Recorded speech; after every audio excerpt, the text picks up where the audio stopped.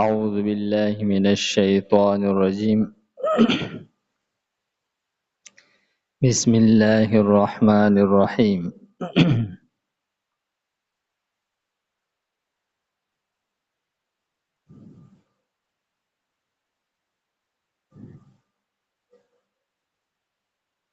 الذين قالوا لإخوانهم وقعدوا لو أطاعونا ما قتلوا قل فادرءوا عن أنفسكم الموت إن كنتم صادقين. دی آیت مبارکه کې د منافقانو د یو قباحت ذکر کوي چې دوی یو غلطه پروپاګاندا کوي د عام مسلمانانو د جهاد نه د منع کولو دپاره. دوی دا پروپاګاندا کوله که چېرې دا کم کسان جهاد له تللي وو دوی زموږ خبره منلې وې او زموږ په شان نه وې تللی او کورونو کې ناست پاتې شوي وې، دوی به ولې مړه کېدې او قتلېدې به. نو دا پروپاګاندا دوی په دې غرض هم کوله چې خپل ځان دوی ته ډېر پوه ښکارېدلو چې زموږ رای چې دا ډېره مضبوطه رای وه، او بل دا چې مؤمنان په چل ول باندې د جهاد نه او د اسلام نه متنفره کړي. فرمایي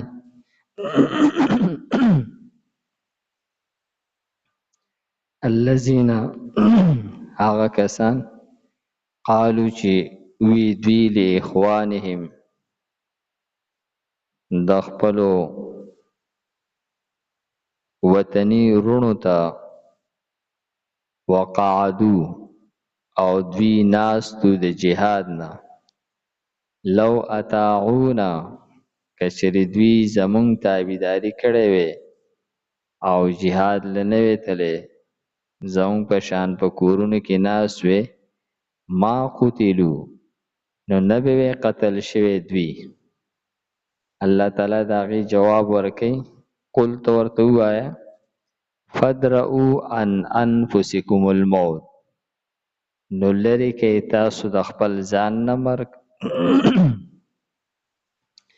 تاسو دا دعوه کوئ که چېرې څوک زموږ خبره مني دی به د مرګ نه بچ کېږي. نو چې ستاسو په خبره سړی د مرګ نه بچ کېدی شي نو بیا خو پکار چې تاسو لاړو مرګ راتلی نه، ځکه چې هر سړی ځان د مرګ نه بچ کوي. نو تاسو له پکار چې بیا اړو مرګ راتلی نه، تاسو بیا د خپل ځان نه مرګ واړوئ. او دا خو مسلمه خبره ده، دا خبره خو هیڅوک نه مني چې څوک د ځان د مرګ نه بچ کړي. هر سړي له مرګ چې دی دا راتلونکی دی. او مفسرینو لیکلي چې په دغه دوران کې د دوی نه 80 کسان مسلسل مړه شول او هغوی ځان د مرګ نه بچ نه کړلی شو، یعنې ډېر په معمولي بیمارو سره لاړل او مړه شول. او که چېرې دوی داسې ویلی وې چې موږ ځان بچ کوو نو بیا خو به اړو پاتې شوی نه وې. نو فرمایي چې ته دوی ته ووایه تاسو د خپل ځان نه مرګ لرې کئ ان کنتم صادقین که چېرې تاسو په دې خپله دعوه کې رښتوني یئ چې زموږ خبره څوک مني هغه به نه مري، نو تاسو خپل ځان د مرګ نه بچ کئ. ولا تحسبن الذين قتلوا في سبيل الله امواتا. دی آیت مبارکه کې جهاد طرف ته ترغیب ورکولی کیږي چې تاسو د منافقانو په شانتي په جهاد کې قتلېدلو ته ضایع کېدل مه وایئ. تاسو داسې مه وایئ چې دا مړ شو، دا ختم شو، دی هلاک شو. دا ګمان اډو کوئ ما چې دې خبرې ګمان نه کوئ نو یقین خو یې بالکل مه کوئ چې یو سړی په جهاد کې قتل شو نو دی ضایع شولو، دی مړ شولو. نه، داسې نه ده. بل احیاء، بلکې دوی خو ژوندي دي، دوی ته د شهادت مرتبه حاصله شوله او دوی ته هغه حیات حاصل دی. دوی ته مړه مه وایئ، دا ژوندي دي. د دې آیت مبارکه په ضمن کې اهل سنت والجماعت عقیده دا ده چې په درجو کې د ټول نه لوړه درجه د پیغمبرانو ده او بیا صدیقین دي او بیا پسې شهدا دي. نو چې د شهداو په باره کې راغلي تاسو دوی ته مړه مه وایئ، نو بیا خو پیغمبرانو ته په درجه اولا د مړو نسبت کول دا درست نه دي، ځکه چې د هغوی درجه د شهداو نه ډیره اوچته ده. نو فرمایي چې بل احیاء، بلکې دوی خو ژوندي دي، عند ربهم یرزقون، او دوی ته د خپل رب د طرف نه رزق میلاویږي. د حضرت ابن عباس رضی الله تعالی عنہ حدیث شریف د دې په تفسیر کې هغه محدثینو بیان کړی دی. فرمایي چې د دوی روحونه ارواح د شنو مرغو په ججورو کې واچولی شي او دوی د جنت په نهرونو کې او په باغونو کې سیلونه کوي او د جنت میوې خوري او د شپې د عرش د لاندې یو قندیل دی، په هغې کې دوی شپه کوي.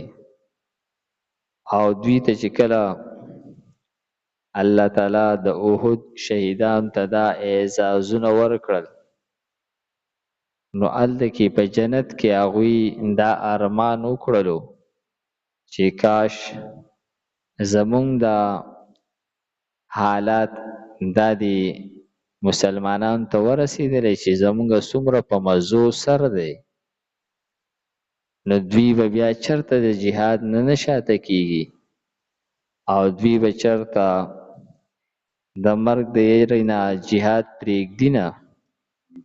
نو د هغه شهداو هغه خبره الله رب عزت په قرآن پاک کې هغه بیان کړله، فرحین بما آتاهم الله، دوی خوشحاله دي په هغه نعمتونو باندې کم چې الله تعالی دوی ته ورکړي دي، من فضله د خپل فضل نه، ویستبشرون او دوی زیری ورکوي، دو خوشحالیږي زیری اخلي، بالذین پاکستان سره لم یلحقو چې لا ندی میلاو شوي، بهم د دوی سره من خلفهم وروسته د دوی نه، یعنې کم غازیان چې لا شهیدان شوي نه دي، ژوندي دي، دوی د هغو په باره کې زیری اخلي او زیری ورکوي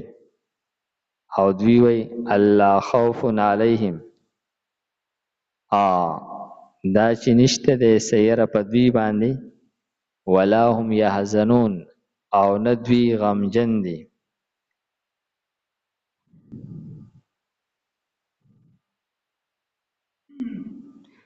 یستبشرون دوی زیری ورکوي بنعمت من الله، په نعمت د الله تعالی سره، و فضل او د الله تعالی په فضل سره، چې مونږ ته د الله تعالی ډیر نعمتونه او فضل حاصل دی، وان الله لا یضيع اجر المؤمنین، او په دې خبره سره چې الله تعالی د مؤمنانو اجر نه ضایع کوي. الذين هغه کسان قالو چې اوی دوی لاخوانهم خپل ورونو ته وقعدو او دوی ناسو په کورونو کې د جهاد نه لو اطاعونا کچری دوی زمونږ خبره منلې وي ما قتلوا نو نه به قتل شوی. قلت ورته وایا فدرؤ لری کوي عن انفسکم د خپل ځانونه الموت مر ان کنتم صادقین کچری تاسو رښتونی ولا تحسبن الذين او ته ګمان مکو پاکستانو باندې قتلوا چې قتل کړل شوی دي فی سبیل الله پلار د الله تعالی کی امواتن دمړو بل احیاون بلکی دوی ژوند دي عند ربهم د خپل رب سره یرزقون دوی ته رزق ورکول شي فرحین خوشحالی کی دوی بما پاغبانی آتاهم الله چې ورکړل دوی ته الله تعالی من فضل د خپل فضلنا ويستبشرون او زیری اخلی زیری ورکی بالذین کسانتا لم یلحقو چې ندی میلاو شي بهم د دوی سره من خلفهم رست د دوینا الله خوف علیهم دا چې نبی سیره په دوی باندې ولا هم يحزنون او نبدوی غمجن وي یستبشرون او زیری ورکی بنعمت من الله په نعمت د الله تعالی سره وفضل او په فضل سره په زیاتی سره وان الله یقینا الله تعالی چې دی لا یضيع اجر المؤمنین نزاکی اجر د مؤمنانو. الحمد لله رب العالمين والعاقبة للمتقين والصلاة والسلام على خير خلقه محمد وآله وأصحابه أجمعين. پروردگار زموږ دا ناسته په خپل دربار کې قبول کړي. پروردگار موږ ته د قرآن پاک سمجھ بوج را نصیب کړي. د مرګ نه مخکې د عمل کولو توفیق راکړي. صلی الله تعالی علی خیر خلقه محمد وآله وأصحابه أجمعين برحمتك يا أرحم الراحمين.